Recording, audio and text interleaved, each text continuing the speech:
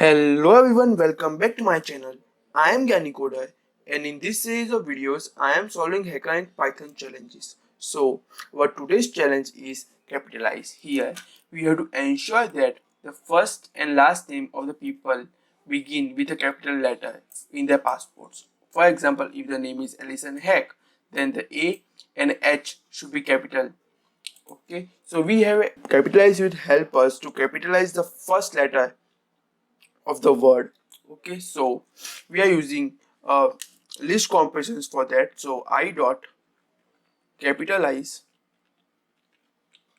for I in s dot split. Okay, so now n list of names with capitalized first letters. Now we have to join these by using dot join method. So dot join method, I'm just passing it the list inside the join method. Okay, and just return it. Okay, so let's see what we get in our code. Here sample test case is successfully run, so let's submit our code.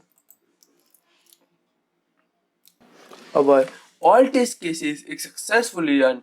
If you like this video, then don't forget to click like, share, comment, subscribe to our channel and click on the bell icon to receive our latest video updates. And if you want to see my source code, the link is in the description box below. Thank you.